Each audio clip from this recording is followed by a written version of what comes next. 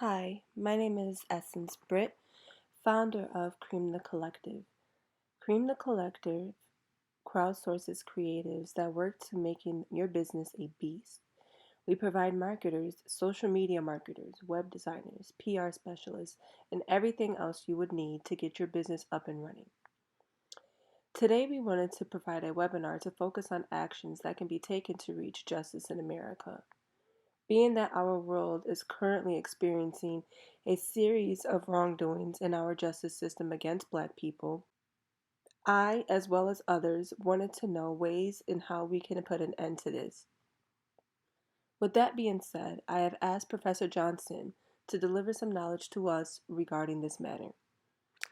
Professor Johnson is a professor of law at Syracuse University College of Law.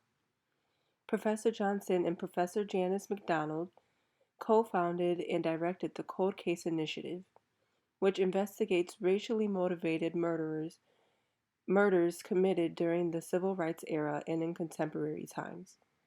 Professor Johnson has held several distinguished teaching posts, including the Haywood Burns Chair in Civil Rights at CUNY Law School, the Sparks Chair at the University of Alabama School of Law, and the Syracuse University College of Law Bound. Schnuick and King Distinguished Professorship. She also has taught at law schools at the University of Arizona, University of Baltimore, and Northern Illinois University.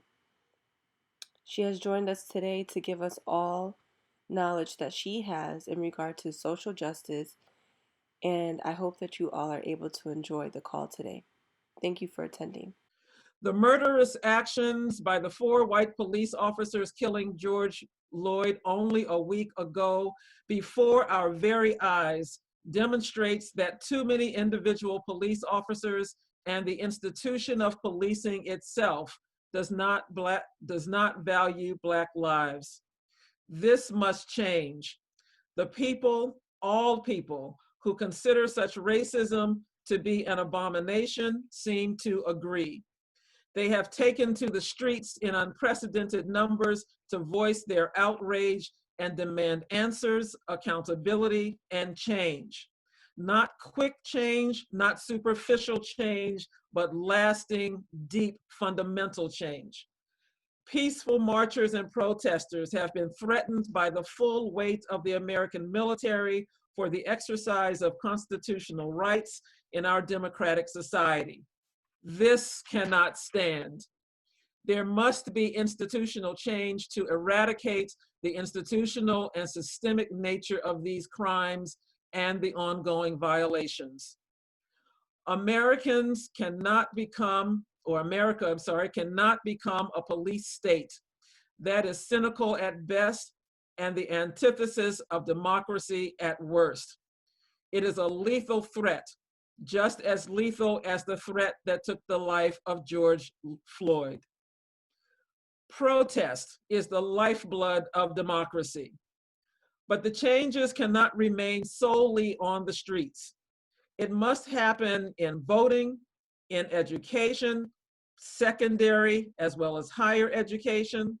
It must happen in the law, with changes that make it more, not less likely that those who commit such crimes will be held accountable, not just in courts of public opinion, but also in courts of law.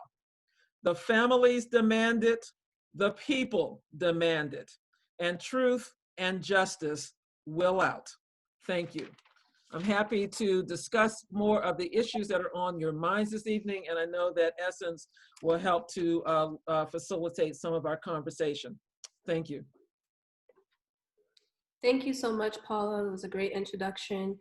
And that's exactly why this call was created, just to talk about the actions that we can actually take to move towards making a more equal justice system here in America. I just wanted to let everybody know that this session will be recorded, just so everybody's aware. But so the first question that I had, one that I was thinking about as I was noticing everything that was happening and being so prominent on social media is if looting and rioting and the way people are protesting, if that's okay. So um, Paula, I would like, or if anybody else has a response, I would appreciate if you would put it in the chat box. I was wondering if I can get your insight on what do you think the impact of rioting, looting, and protesting is, and is it something that should be done or shouldn't be done, and why or why not? Hmm. Well, I think that we have to look at the uprising in the context of what it is responding to, what people are responding to. And so um, the horror of the death of Mr. Floyd is something that so inflamed people's outrage and their passions that they literally could not sit still. Even in this time when so many of us are in quarantine, as it were, people felt a need to connect. And I think that it's important to talk about the difference between um, rioting and the protests and the uprisings that people have had and have been conducting.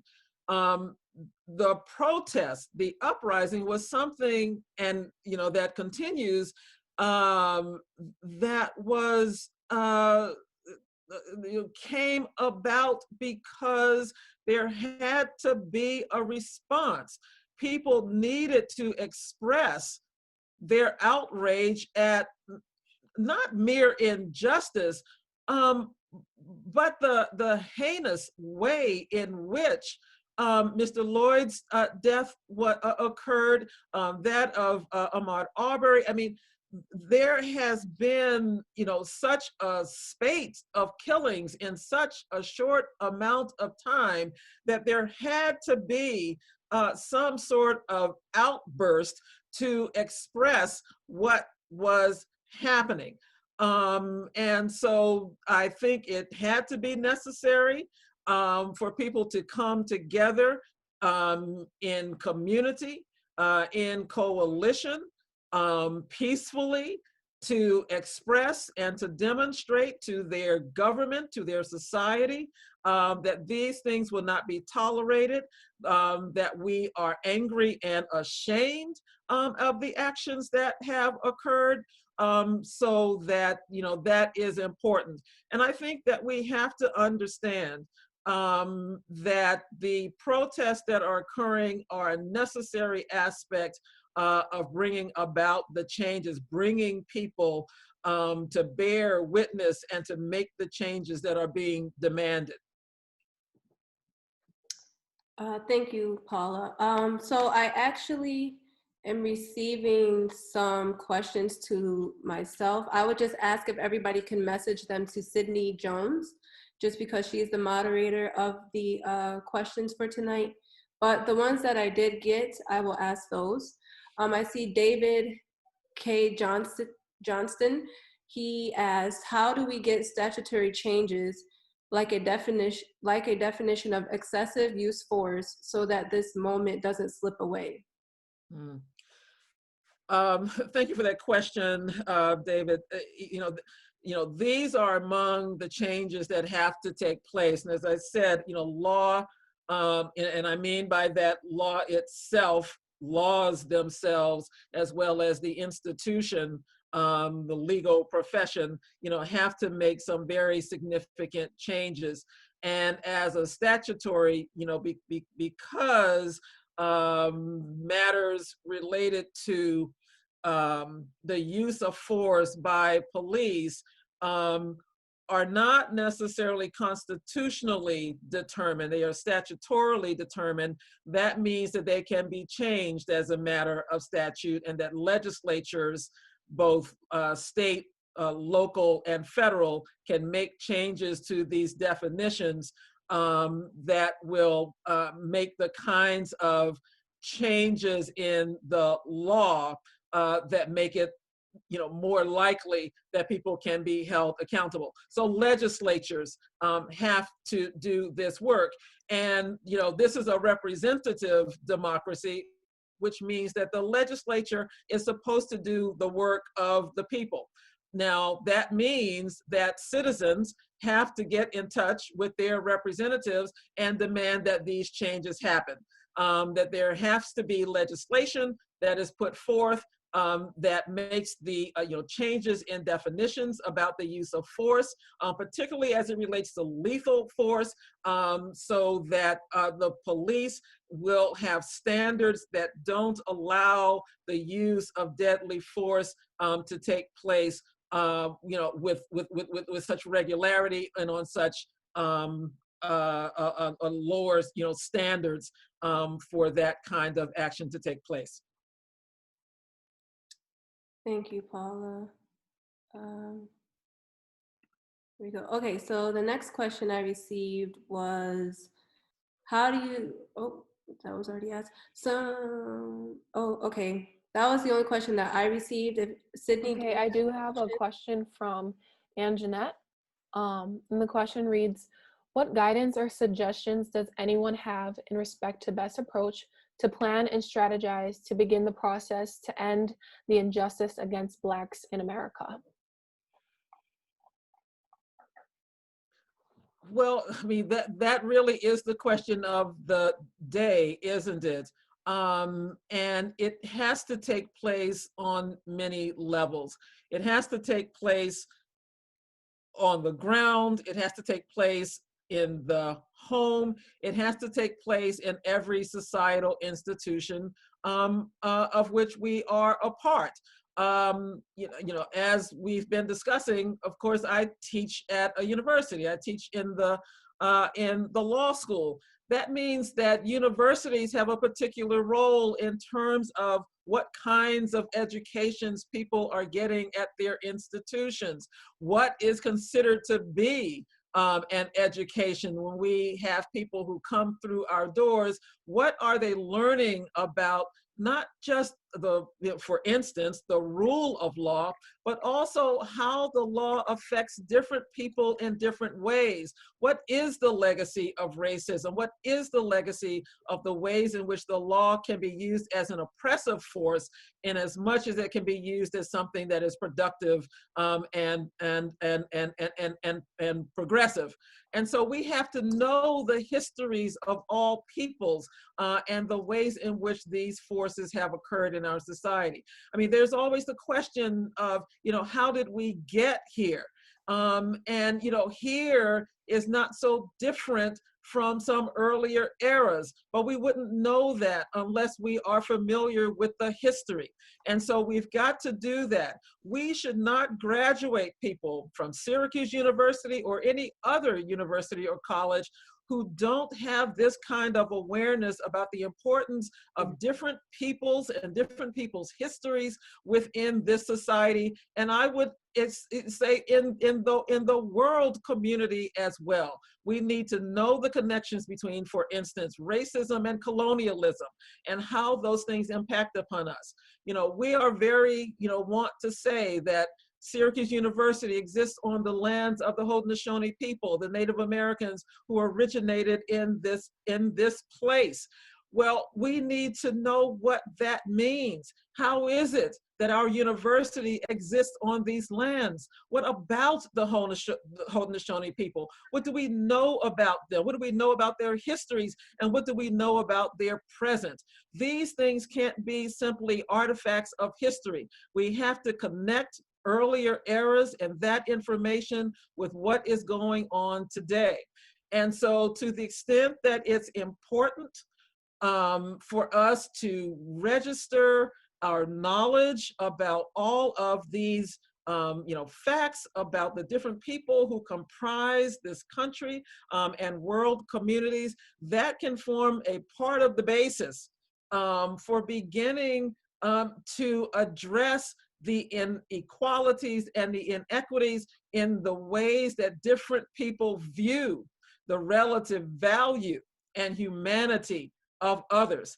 That can begin the process of seeing everyone as worthy, inherently worthy of life and humanity and breath, and that they should not be treated inhumanely and unjustly by any part of our society, and certainly not those members and institutions of our society who carry with them the authority of the state to create and foment injustice against others. And so we have to be in all of these places, but first and foremost, I think we have to have knowledge, and with knowledge, we have to make the changes that are important in our individual lives, but also make changes in all of the institutions that allow these processes to occur and to persist. We have to go into the halls of justice. We have to go into the legislatures, all of the schools at every level. At every level. You know, it is not uncommon for me to talk to students who've never had a professor of color at any time in their educational experience, let alone a professor of color who is a woman, who is also a member of the LGBT community, to have all of that occur in a time when they are beyond their formative years, right? They are well into their adult years. Now that cannot be the case. So this educational process has to take place at the earliest levels of education, and it has to continue at every stage in our education. Thank you, Paula. I just wanted to, before we get to the next question, I just wanted to say that Suzette put a link out that everybody could go to contact your legislators. So thank you, Suzette, for putting that out. And she also mentioned that to make sure that you contact your state senators, local politicians, mayors, county leaders, governors, etc. So thank you, Suzette, for putting that out there. And Sydney, can you go on with the next question? Yeah, so our next question is from Rob Bowerly. If we were to reclassify or classify police involved deaths or shootings to fall directly under federal law, and to have the Department of Justice and FBI be the primary investigators, would that help resolve the injustice in prosecution of police officers? Well, I want to make sure I understand the question properly. Maybe you could repeat it for me, would you, Sydney? So I can try to shorten it, to rephrase it. Yeah, fine.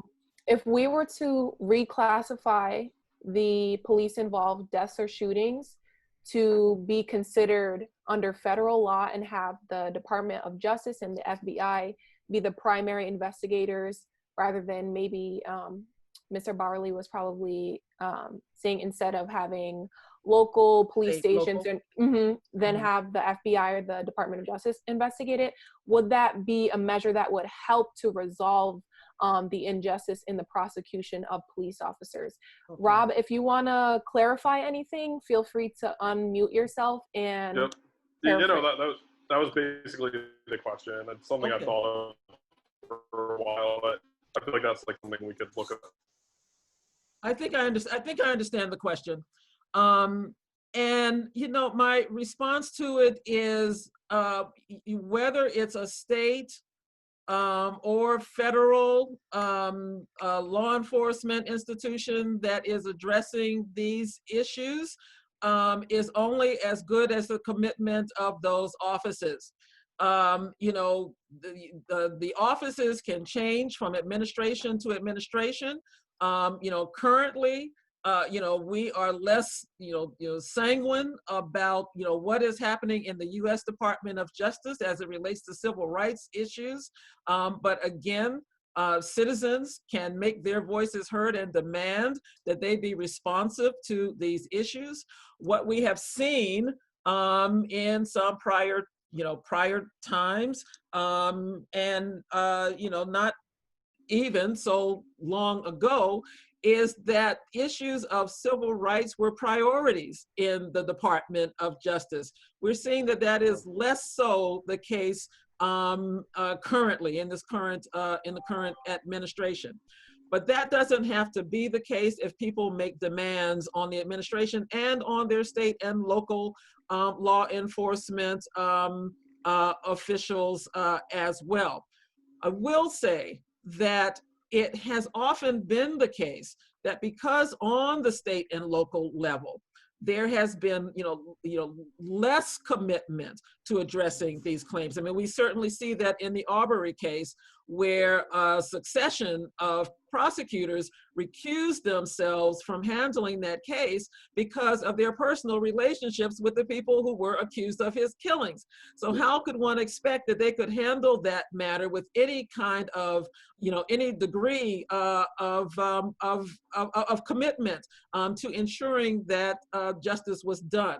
And so that's why it becomes important that there are alternatives, that there are other offices that are able to handle these matters when there might be bias, when there might be certain types of close connections, when there might even be collusion, so that we cannot be confident that those matters are going to be handled well.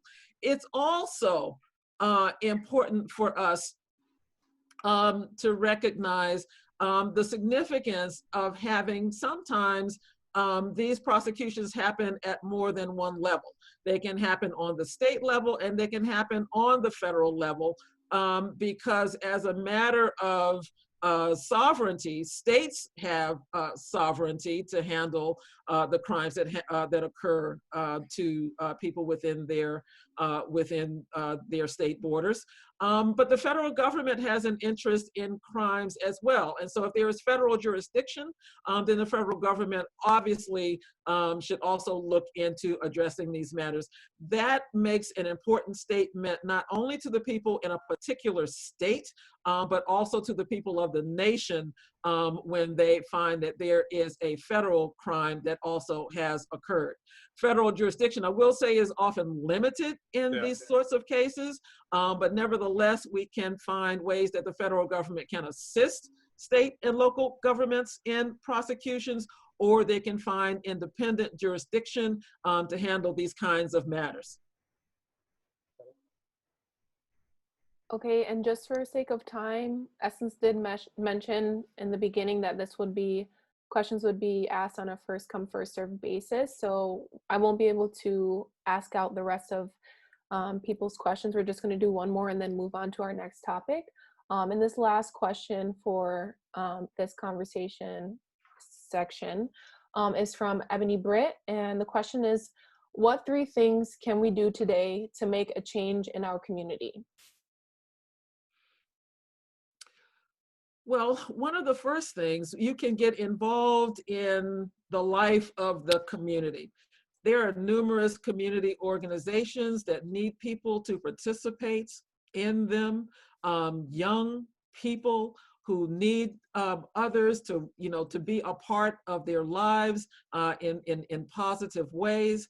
As I mentioned, in the schools, in community and cultural organizations, all of which are sometimes under threat, particularly these days when the economic circumstances have made their survival very dire. So people can not only contribute, time and knowledge and mentorship with young people and all people within their communities, but also contribute, resources in ways that make it important.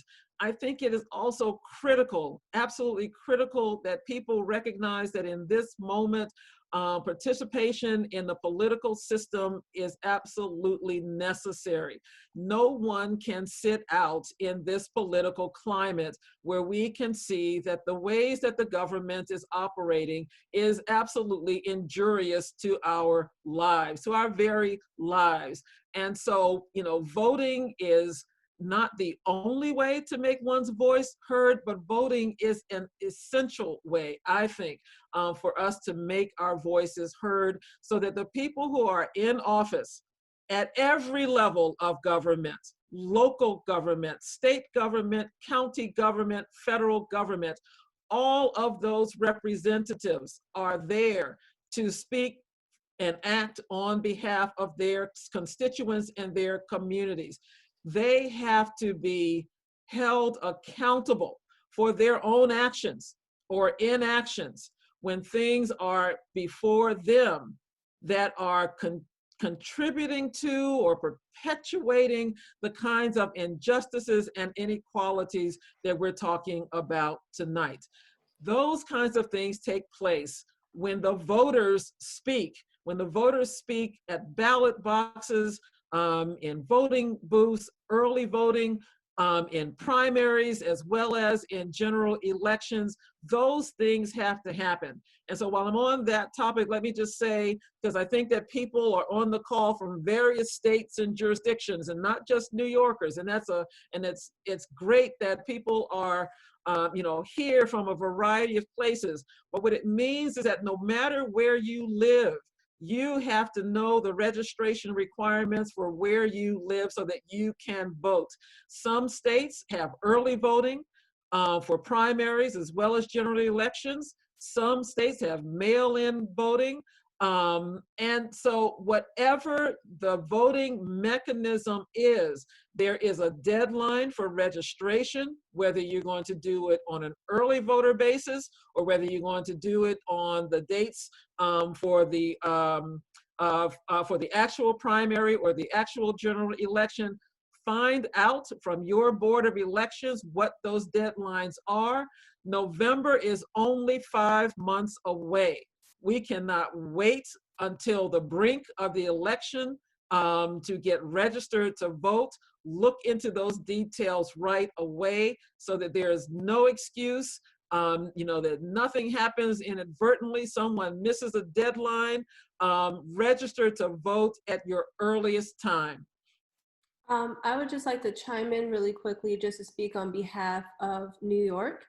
The deadline we have for the primary elections is soon approaching. It is June 23rd. Please everybody do your research. We're voting for the who's going to represent the 24th congressional district here. So that's covering, the Onondaga County, Wayne County, and Cayuga County as well. So yes, June 23rd. And I just want to make note that the deadline to register to vote was May 29th. So you may miss this one if you're not registered already, but I'm going to say to please make sure that you are registered for the general elections coming up November 3rd. That deadline to register for voting will be October 7th.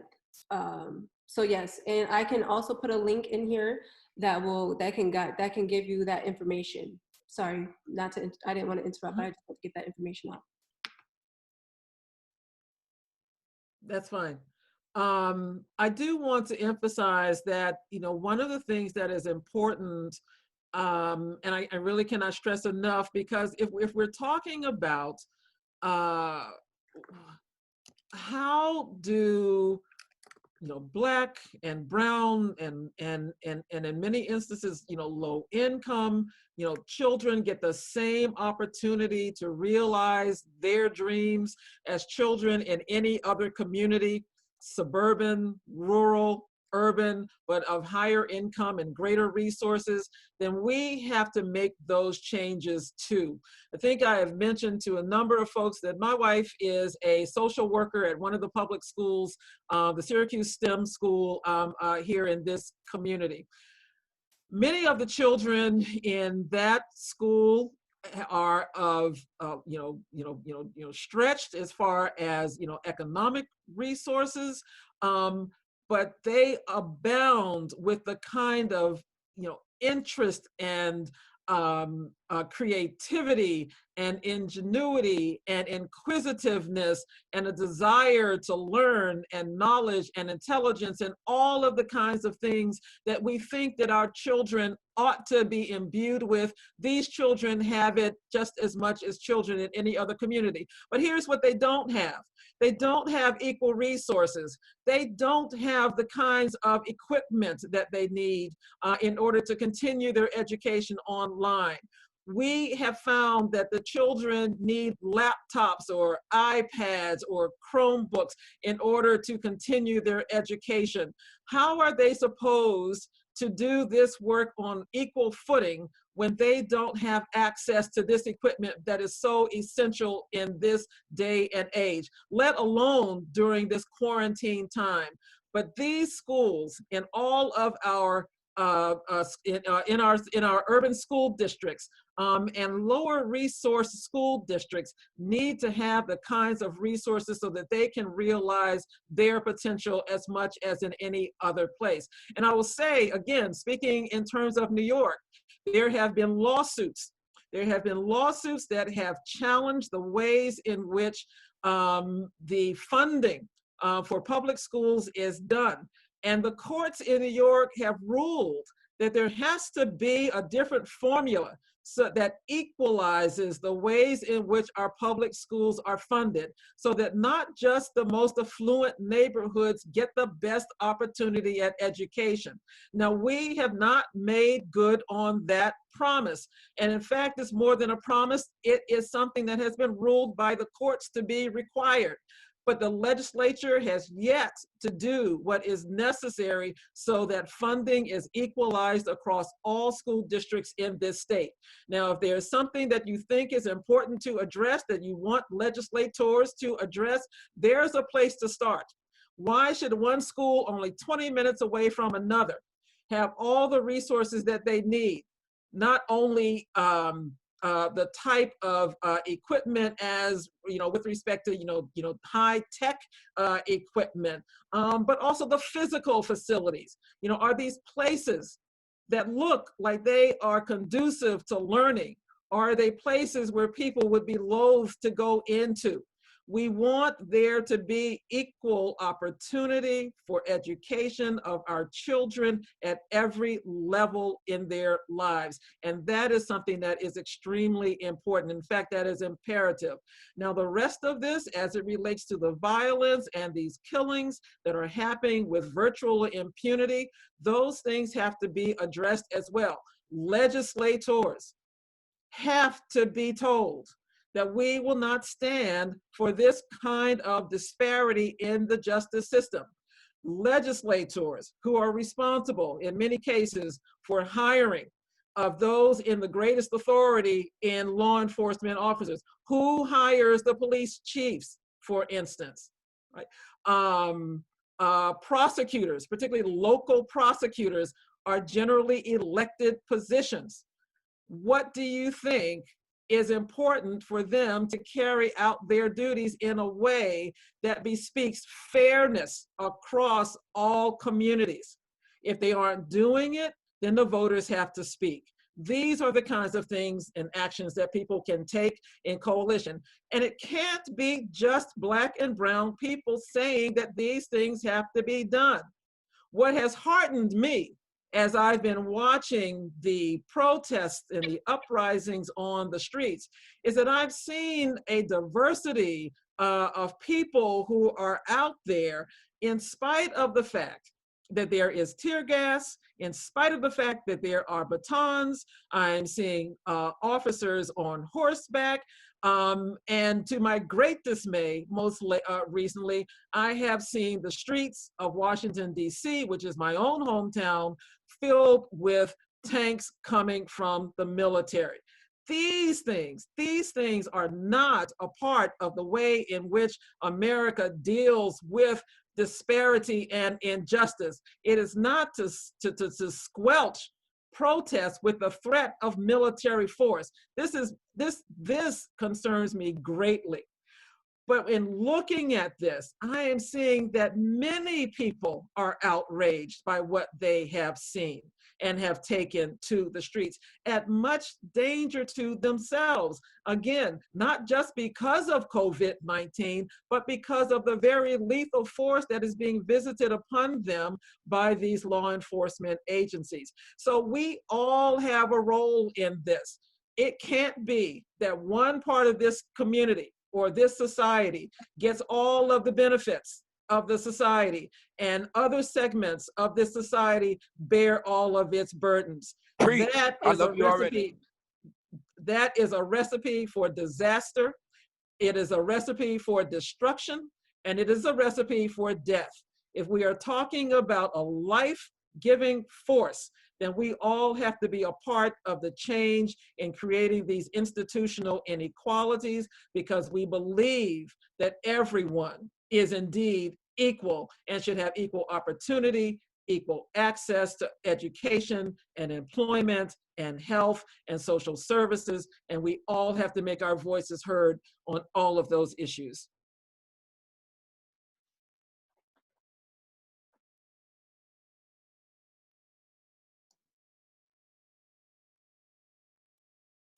Essence, you're muted.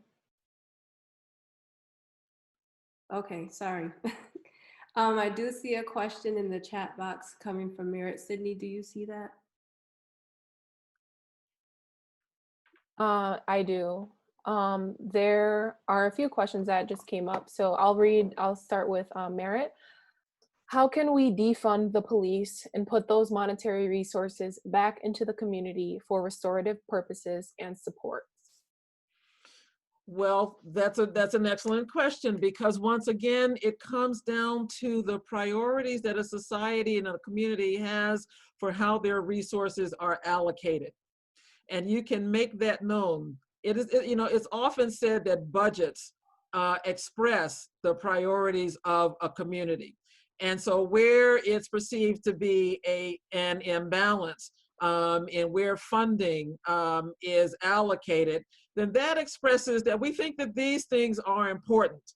If we think that policing is important, but not to the tune of being 3 or 4 times greater than other social and basic human needs, then those things have to be made, have to be expressed.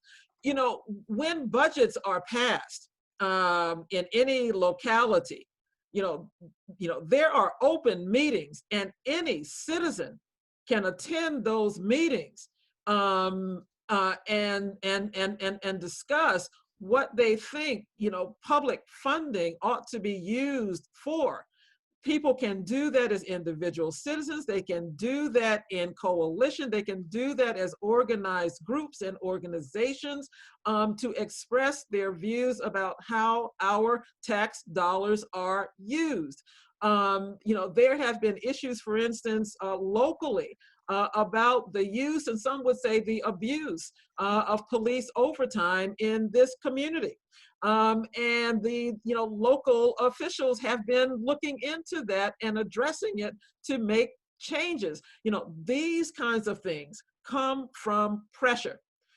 There is a need for folks to be aware of just how money is being spent, how it is allocated, so that they can make the case that they want their money to be spent in different ways, in different places, because that better comports with their values about how our money ought to be used in our community.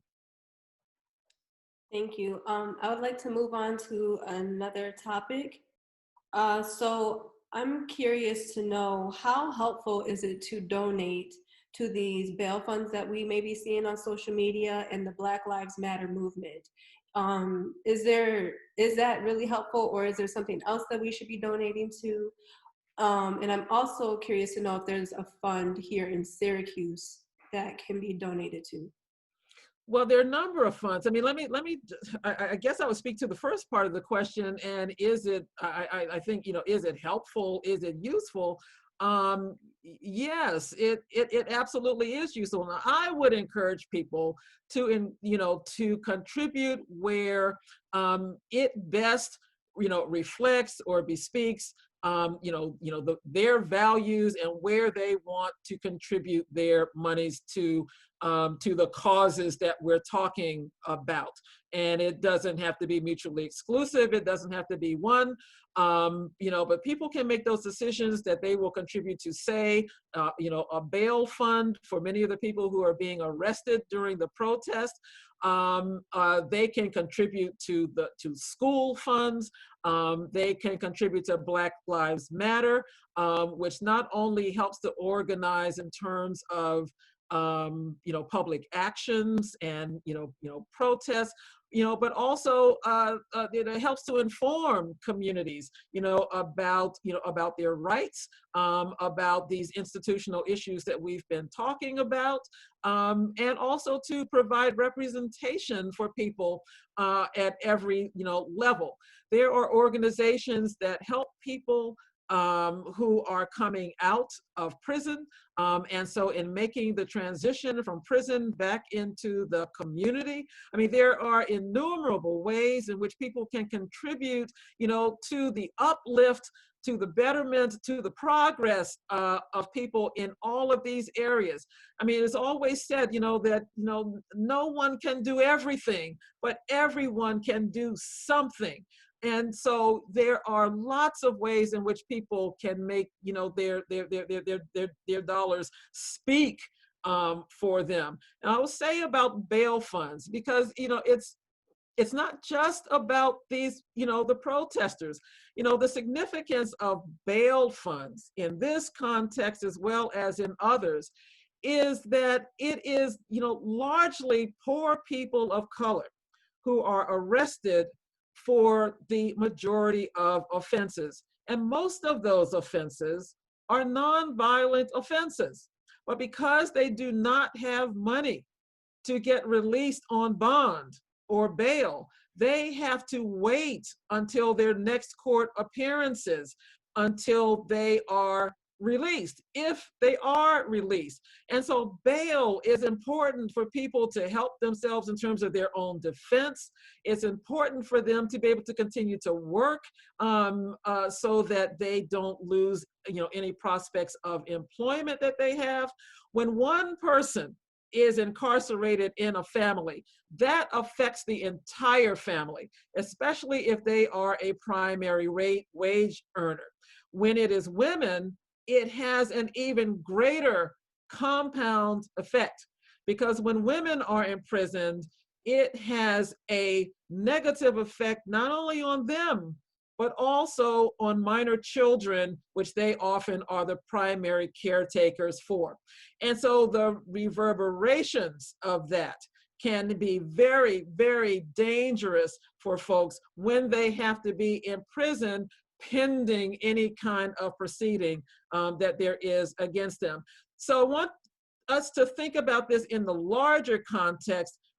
As important as these current protests are, and the jailings that are happening there, and so the need for bail money in this particular instance, but in the broader sense of things, it is important for many people who have been accused of crimes, who are unable to continue to defend themselves against those crimes because they are incarcerated pending any kind of proceedings against them.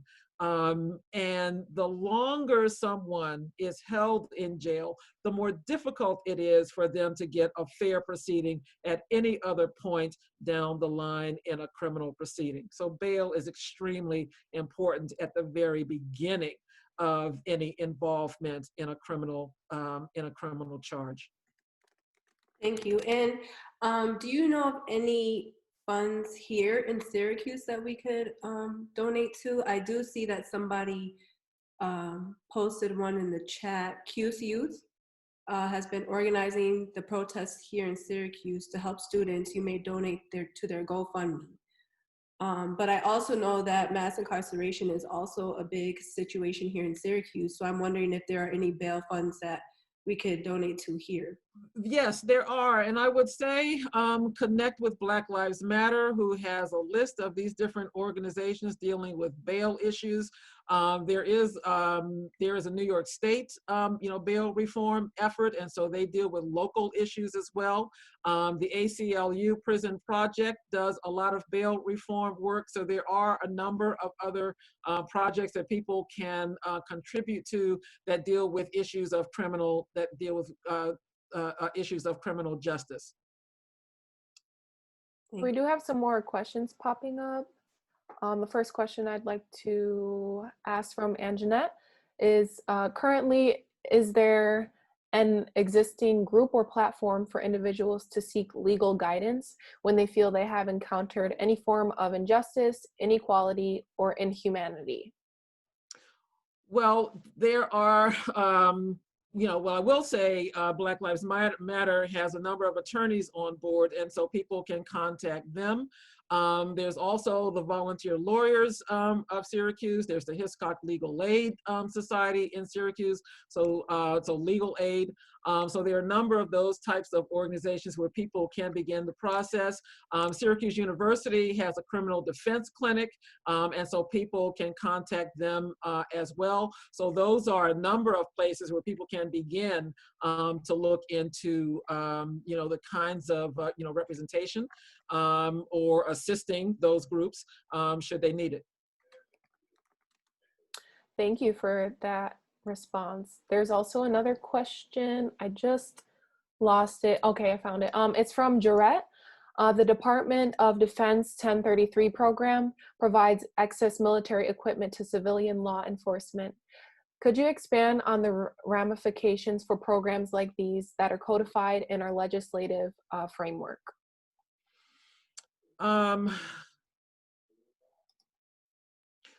Well, part of the problem is, as I envision it, is that there is becoming too much of an overlay of the military presence in what is quintessentially a civilian context.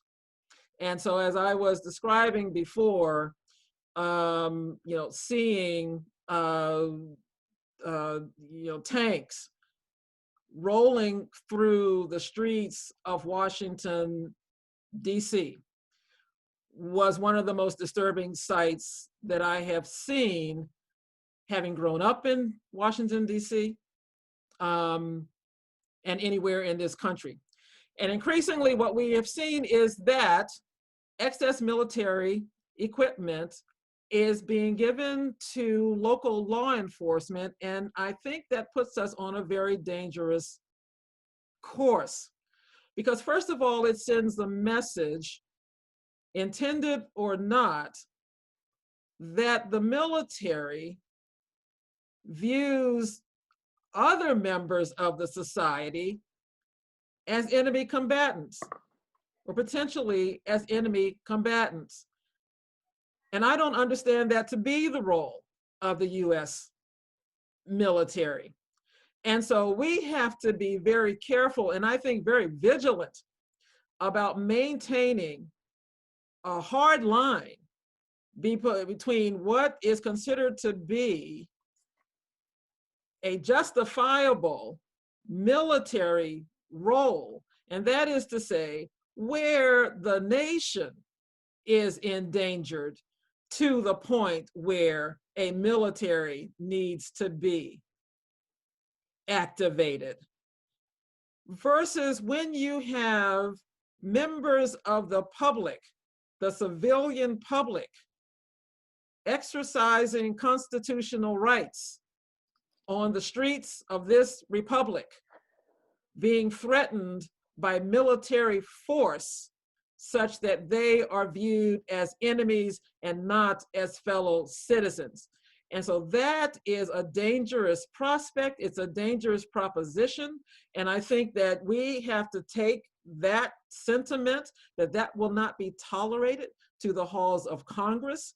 Now, it has been said that Washington, where we're seeing a lot of the protests taking place, is not a state.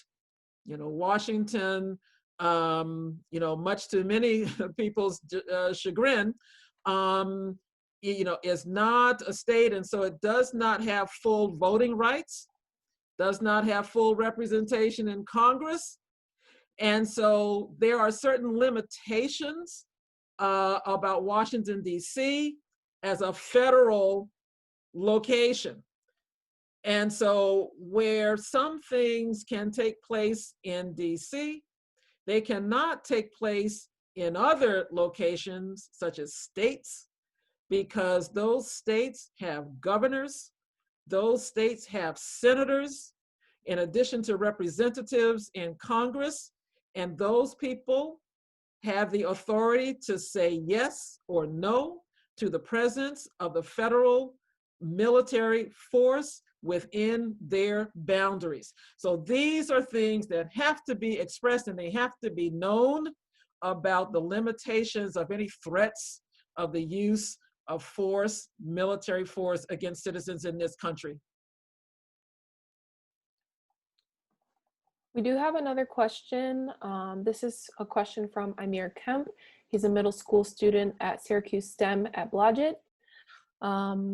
This question says, what's the best way to challenge injustice in schools?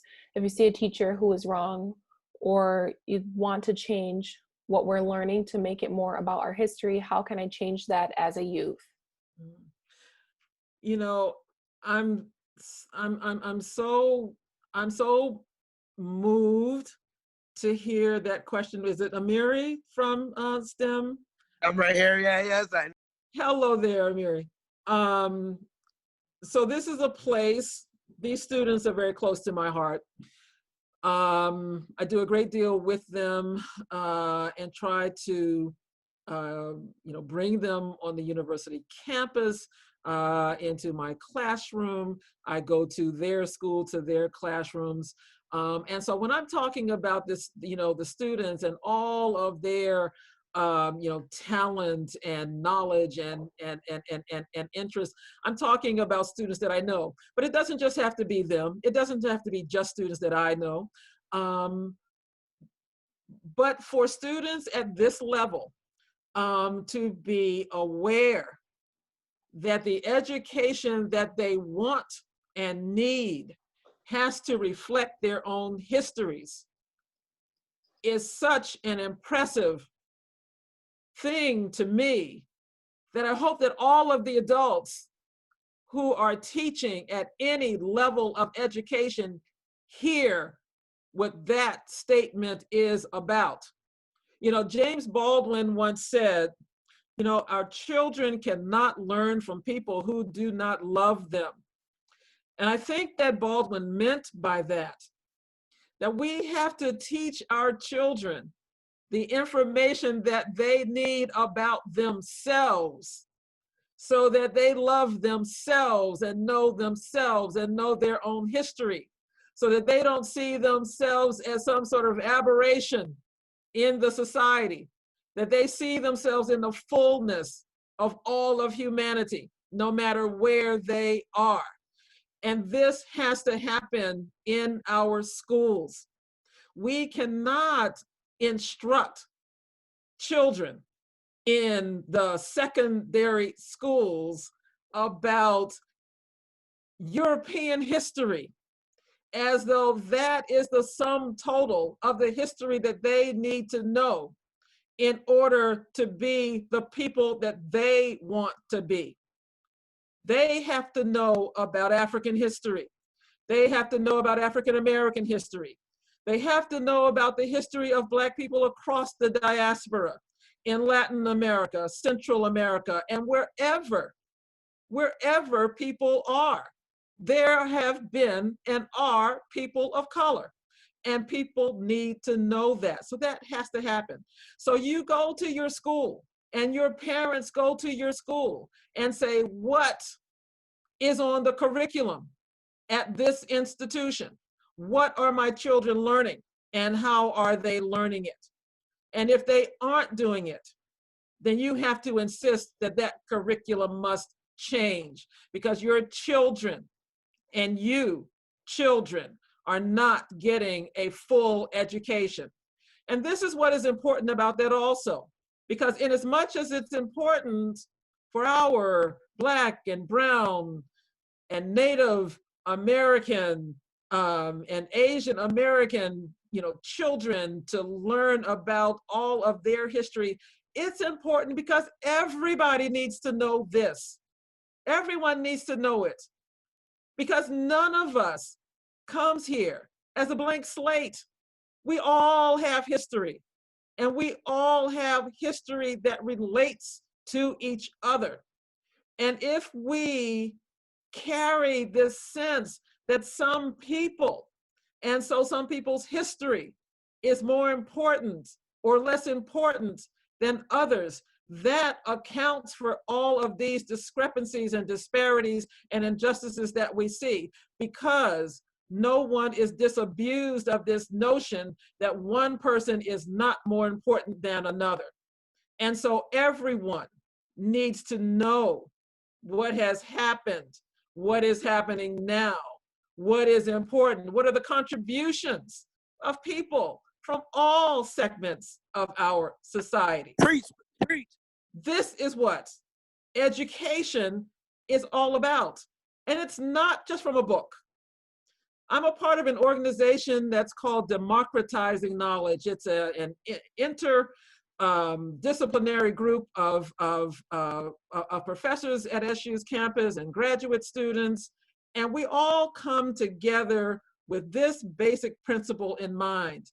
And that is some of the most critical information and education that must occur and that does occur is not just in the textbook, and it is not just people with degrees, that there are people within our communities who have knowledge, who have experience, and that experience and knowledge ought to be brought to bear, ought to be respected, ought to be heard on our college campuses, in our communities, because we need all of the voices and all of the knowledge that we can get to make this situation better.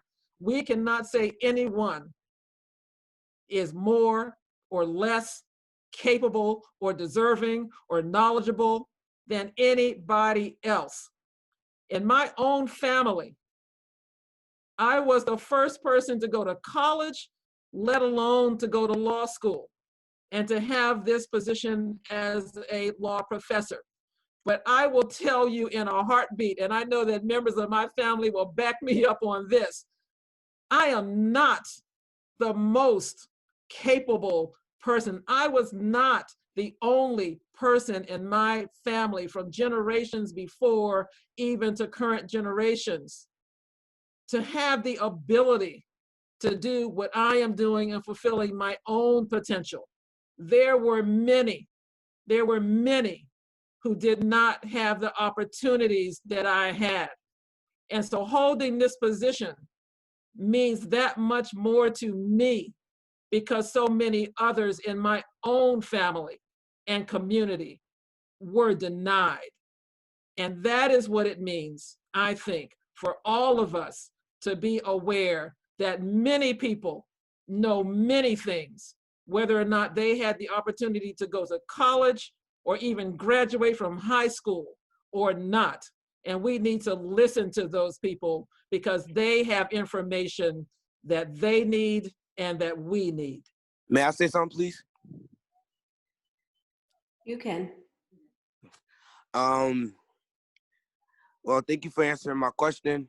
And I really appreciate what you guys are doing for the community, for because, it's a lot of things going on with the riots and people stealing and the protesters. So as a young man, I want to help out and try to help make peace in this world because it's not right what people are doing. But even though they're trying to get respect and earn our privileges, and stuff, it's not right that are stealing stuff out stores and all that. So whatever you guys can do and we can do together to change communities and put peace in people's heart, that really, warm people. That's it. Thank you for letting me speak. Thank you, Mary. Let me just say this too, because I do see Suzette Melendez is one of my colleagues at the law school has also mentioned other organizations. So I think you all will see this in the chat room. But she has mentioned the New York Civil Liberties Union, and there is a CNY chapter there, and they do yo person's work, yeoman's work, yo women's work in defending people's rights. And so it's very important. And I've been on the board of the CNY CLU. There's also the National Lawyers Guild, which does incredible work. And there is the Center for Community Alternatives. I talked about people coming out of institutions, out of penal institutions, and CCA does very good work in helping people make the transition, after being, released from prison. And so that's incredibly important. If I could just, take the, guest speaker's privilege for a minute, I want to acknowledge somebody that I see, who has been speaking in the chat room, but I don't know where she is in the queue, and I just want to call this person out. Shonda Brown is, I see, has joined us. Shonda Brown is someone who's very important to me, very important to all of us, as you will hear. But she is an alum of the College of Law. She is a former president of the Black Law Students Association at Syracuse University College of Law, former student of mine, and someone who is a colleague and an esteemed friend. And what you all should know as well is that she is an attorney in Florida, and she is working with Attorney Benjamin Crump's firm. And as you know, Attorney Crump is representing a number of the families who've been facing these atrocities. The family of George Floyd, the family of Mr. Arbery, and several others whom he has represented. And so I'm so proud to say that someone who has been associated with this College of Law, with this university, with BALSA here at Syracuse University, is doing that work. That is the quintessential work of somebody who believes in human rights, who believes in civil liberties, who believes in the value of Black and brown people's lives. She is walking the walk, not just talking the talk. Sean, I'm so glad to see you on the line. Thank you, Professor Johnson. It was an honor to be here. And when I found out that you were speaking tonight, I definitely made it my business to be here. I'm muted because I have a new baby. I'm nursing, and it's a mess over here, but I couldn't miss it for the world. So thank you. And thank you for the kind words. Oh, well, thank you. And congratulations on that new freedom fighter. Okay. She is definitely a fighter.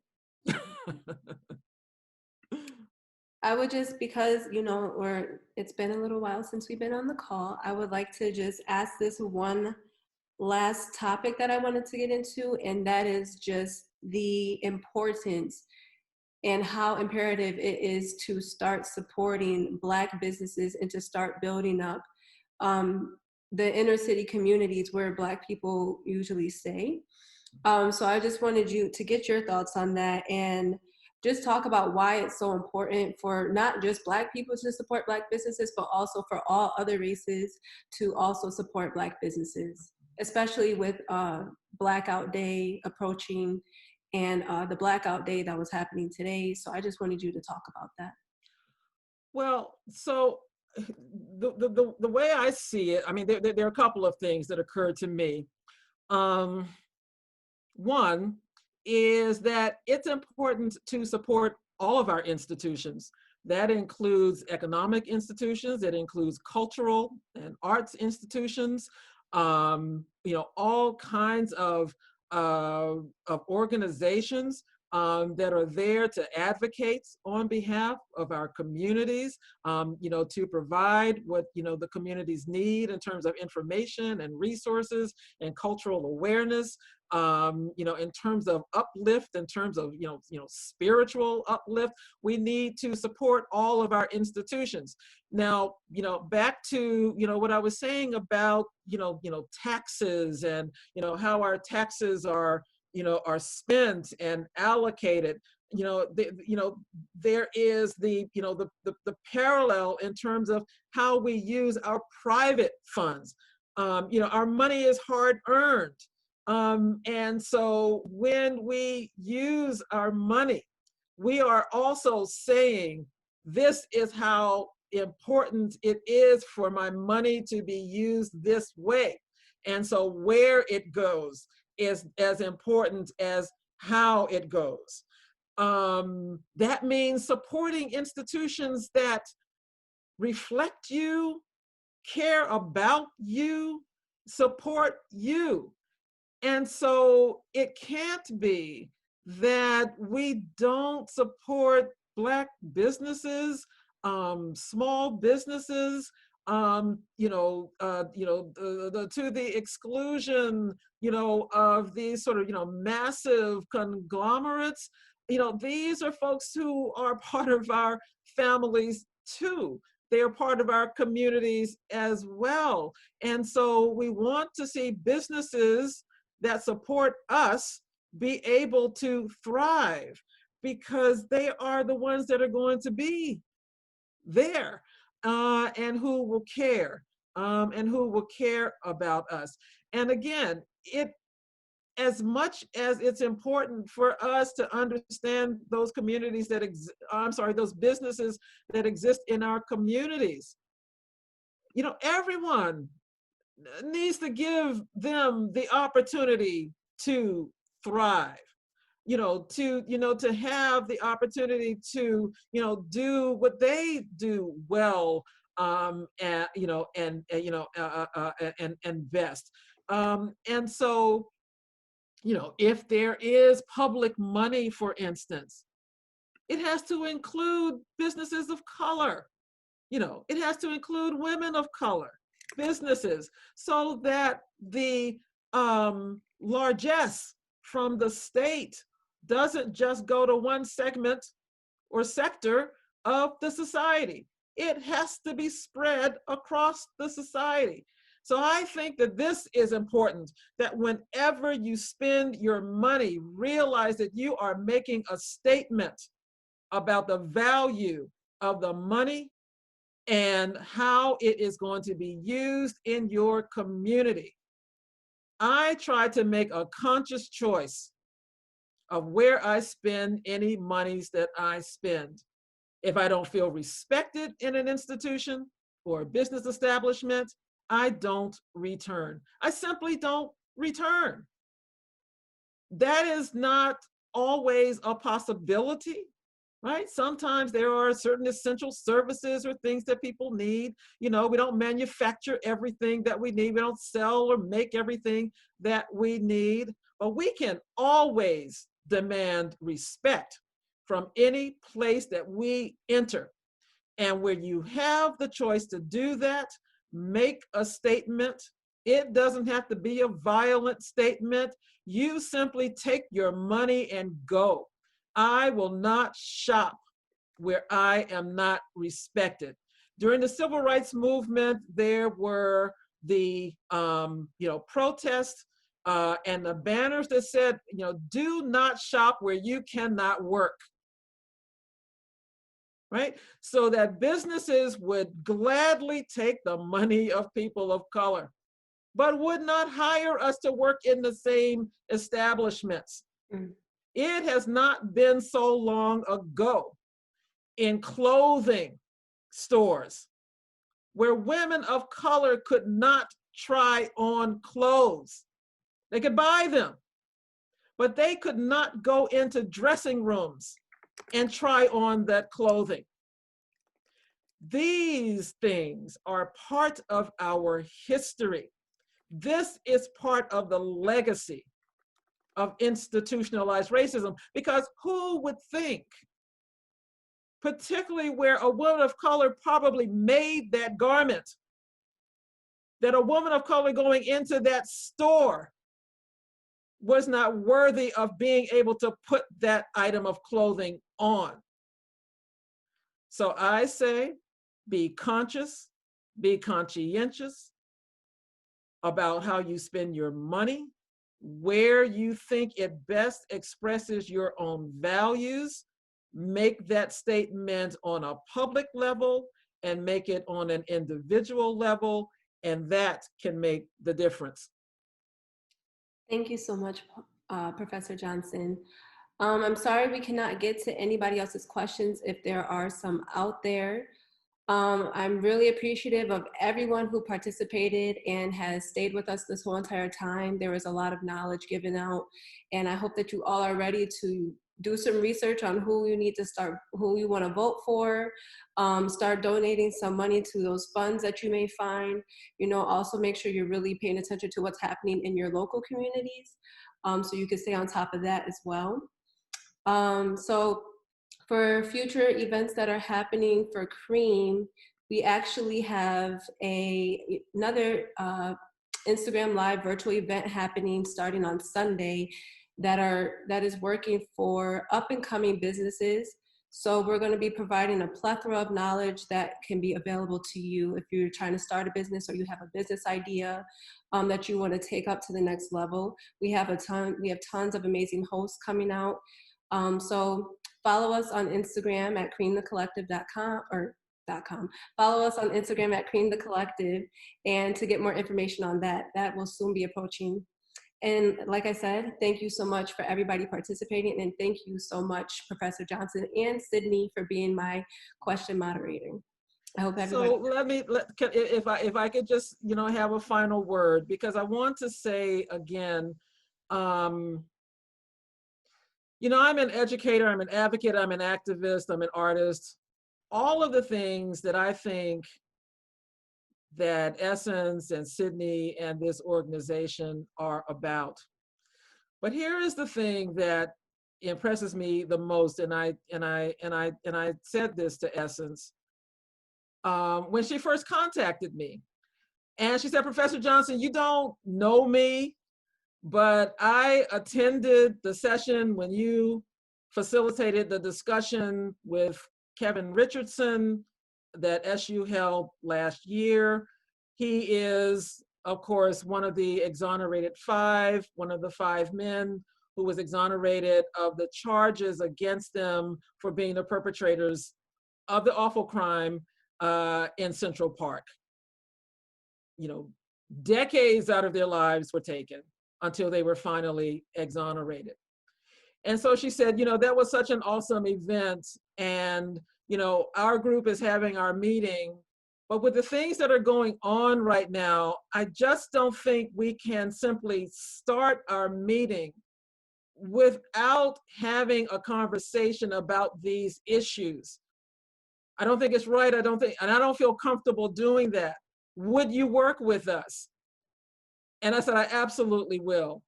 I said, first of all, that you have the presence of mind to see the importance of this to whatever else you are doing. I'm in. Thank you. And so I want to say thank you for that, and that those of you out there can have the same kind of conversations. You can use your platforms to do the same kinds of things. Nobody has a corner on the market on ideas and knowledge and information. We do this work together. In my classrooms, we talk about community, what we learn from each other.